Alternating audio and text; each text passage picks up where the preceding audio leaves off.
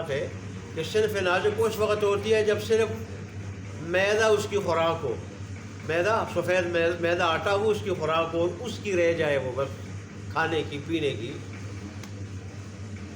دنیاوی زندگی کا مقصد ہی کھانا پینا اور نہ سمجھ لے، خواہشات کی پیروی کرنا پوری کرنا وہ سمجھ لے. وہ صنف ناجک ہے جو ایمان کا مزہ لے لے، چسکا لے لے اور ایمان کو مضبوط کر لے، وہ پھر مردوں سے بھی آگے بڑھ جاتی ہے. اس نے بھی کہا، انہوں نے بھی کہا کہ مجھے کاٹ دو لیکن کل میں کفر زبان پہ نہیں لاؤں گی. چنانچہ ابو جہل بدبخت نے ایک ٹانگ ایک اونٹ کے ساتھ باندھا اور دوسری ٹانگ دوسرے اونٹ کے ساتھ باندھا اور مخالف سمت میں ان کو دوڑایا اور اس طرح ان کے ٹکڑے کر دیے. اور پھر مقام مخصوصہ میں اس بدبخت نے نیزہ مارا اور اس طرح انہوں نے جام شہادت نوش کیا، لیکن کل میں کفر زبان پہ نہیں لائی.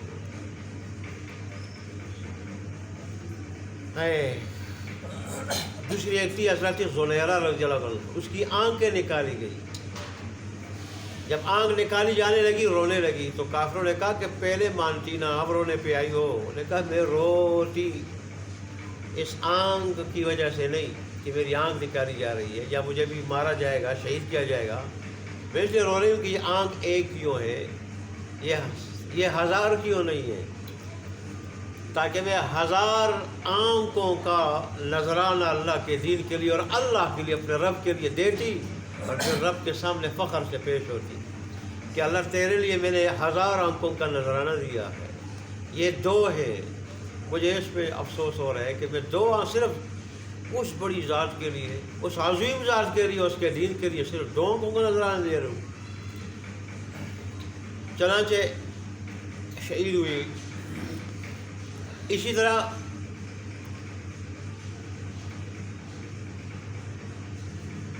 مسیلمہ کذاب، اس کے پاس دو مسلمانوں کو پکڑ کے لے جایا گیا تو اس نے ایک کو کہا کہ بھائی تم رسول اللہ کے بارے میں پوچھا، ان کو نبی مانتے ہو، اللہ کا نبی مانتے ہو؟ تو کہنے لگا کہ ہاں بالکل میں نبی مانتا ہوں. اب مجھے ہم نبی مانتے ہو کہ تیری یہ بات نبوت کی میں سننا گوارا نہیں کرتا، سننا. پھر کانوں پہ انگلیاں دی کہ میں بہرا ہوں تیری اس بات کے سننے سے. اس نے کہا نہ کر، پھر ایک ایک جوڑ کو کاٹ کاٹ کے قتل کروں گا. نے کہا جو مرضی ہے میں اس کے لیے تیار ہوں. چنانچہ اس صحابی کا ایک ایک جوڑ کاٹا گیا، ایک ایک جوڑ، ایک ایک بند کاٹا گیا اور اس طرح شہید کیا گیا، لیکن کلمہ کفر زبان پہ دیا. اور دوسرے کو جب کہا تو انہوں نے رخصت پہ عمل کیا.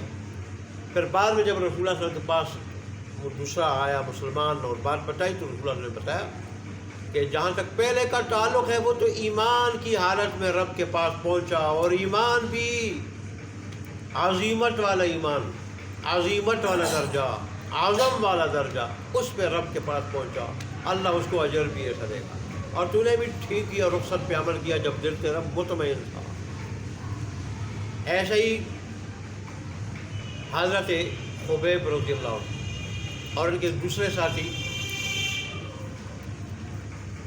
ان کو جب کافروں نے پکڑا کہ رسول اللہ کی شان پہ برے کلمات کو، گستاخانہ کلمات کو، انہوں نے کہا نہیں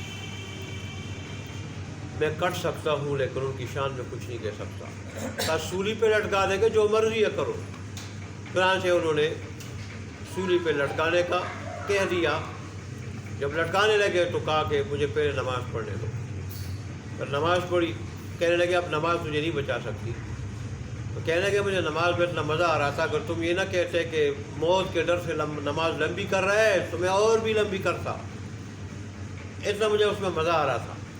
اور پھر اللہ تبارک و تعالیٰ سے کہنے لگے وہ دوسرے ساتھی ان کے کہ اللہ تبارک و تعالیٰ تیری رضا کی خاطر تیرے حبیب کی شان میں ہم نے گستاخی کا کوئی کلمہ زبان پہ نہیں لایا، کلمہ کفر نہیں لایا، اس کی پاداش میں ہم جا رہے، اپنے حبیب کو ہمارا سلام پہنچا دے. پھر جب رسول اللہ صلی اللہ علیہ وسلم کو پتہ چلا، رسول اللہ صلی اللہ علیہ وسلم نے فرمایا وعلیکم السلام، سلام کا جواب بھی دیا. اور اس طرح وہ رب کے پاس پہنچے کہ کلمہ کفر بھی زبان پہ نہیں لائے. ایسے بھی لوگ ہیں. عبداللہ ابن حذیفہ رضی اللہ تعالیٰ یہ اور کے ساتھی روم کے بادشاہ کے خلاف جہاد کر رہے تھے تو قیدی بنا لیے گئے.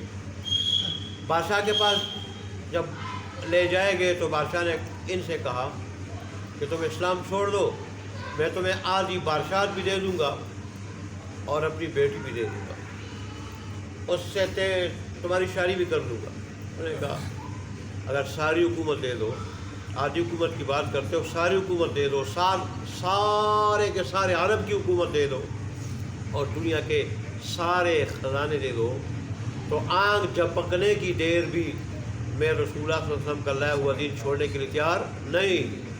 تو کہا اچھا جاؤ سولی پہ لٹکا دو. میں نے کہا یہ کون سی بات ہے، اللہ تبارک و تعالیٰ کی رضا کے لیے جان کا نذرانہ دینے کے لیے میں تیار ہوں، چڑھا دو. چنانچہ پھر اس نے کہا کہ چلو، اب جو دیکھا اس سے تو نہیں ڈرے، کہا کہ وہ تانبے کی دیگ بہت بڑی دیگ تھی، بہت بڑی دیگ، کہنے وہ لے آؤ.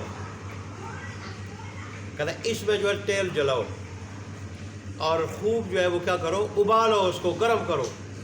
جب گرم کیا گیا تو ان کے ایک ساتھی کو پکڑ کے اس میں ڈالا، دیکھتے ہی تھوڑی دیر میں جو کوئلہ بن گیا ساتھی. ہڈیاں جو ہے وہ کیا زائل ہونے لگی ہڈیاں. تیرا بھی حشر ہونے والا ہے، دین اسلام چھوڑ کے ہمارا مذہب اختیار کرو. انہوں نے کہا نہیں ہو سکتا، مجھے اس میں ڈال دو، کوئلہ بن جاؤں، راگ بن جاؤں اور بالکل ختم ہو جاؤں، لیکن ایک لمحے کے لیے اللہ کے حبیب کا لایا ہوا دین اسلام چھوڑنے کے لیے تیار نہیں. اس نے پھر کہا اچھا اس کو سولی پہ لٹکا دو اور ادھر ادھر تیر چلا دو. سولی پہ لٹکائے گئے اور پھر تیر بھی چلائے ادھر ادھر، پھر بھی نہیں گھبرائے. بادشاہ نے کہا اتار دو. پھر جب اتارا گیا تو کہا اس کو اب دیگ میں ڈال دو. یہ بات مانتے نہیں ہے تو ڈال دو دیگ میں. تو پھر بادشاہ نے انہیں کہا ٹھیک ہے ڈال دو، مجھے اس کی پرواہ نہیں. بادشاہ نے دیکھا ان کی آنکھوں میں آنسو تھے، کہ شاید کوئی اب تیار ہو چکے ہوں.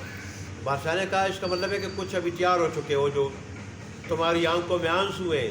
اور انہوں نے بھی حضرت زنیرہ والی بات کی کہ میں رو اس لیے نہیں رہا کہ موت کا تصور کر رہا ہوں، اسے ڈر کے میں رو رہا ہوں. میں اس لیے رو رہا ہوں کہ میری یہ جان ایک کیوں ہے، یہ 1000 جانیں کیوں نہیں. ایک جان کا نذرانہ اللہ کے لیے دینا کوئی معمولی بات ہے؟ یہ تو بالکل معمولی بات ہے، نہ ہونے کے برابر ہے. میری 1000 جانیں ہوتی اور اللہ تبارک و تعالیٰ کی رضا کے لیے ایک ایک جان کو لوٹاتا، کل قیامت کے دن رب کے سامنے جاتا، اللہ تیرے دین کے لیے، تیری رضا کے لیے 1000 جانیں لوٹا دی تھی. اس لیے یہ آنسو. باقی تم اگر مجھے ٹکڑے ٹکڑے کر دو، ٹکڑے ٹکڑے، تو میں نے دین اسلام کو چھوڑنا نہیں. ان چیزوں سے میں ڈرتا نہیں. بادشاہ نے کہا اس طرح کرو. قریب بلایا کہ میری پیشانی پہ بوسہ دو تو میں چھوڑ دوں گا. تو انہوں نے کہا اچھا ایک شرط دوں گا کہ میرے جتنے ساتھی ہیں سب کو رہا کرو گے. بادشاہ اس کو بھی مان گیا، چلو سب کو رہا کر دیں گے. چنانچہ انہوں نے بادشاہ کی پیشانی پہ بوسہ دی اور پھر بادشاہ نے ان کو بھی اور ساتھیوں سب کو چھوڑ دیا. صرف اپنی فکر نہیں، ساتھی کو بھی چھوڑا کے لے گئے. پھر جب حضرت عمر فاروق نے ان کو یہ بات بتائی، ان کی خلافت کا دور تھا، ان کو یہ بات بتائی، انہوں نے سارے لوگوں کو جمع کیا اور کہا انہوں نے تمہاری خاطر، تمہارے دین کی خاطر، دین کی سربلندی کی خاطر بادشاہ کی پیشانی پہ بوسہ دیا ہے، اور اس طرح صرف اپنے نہیں اپنے لشکر کو بھی چھوڑا کے لائے ہیں. تم سب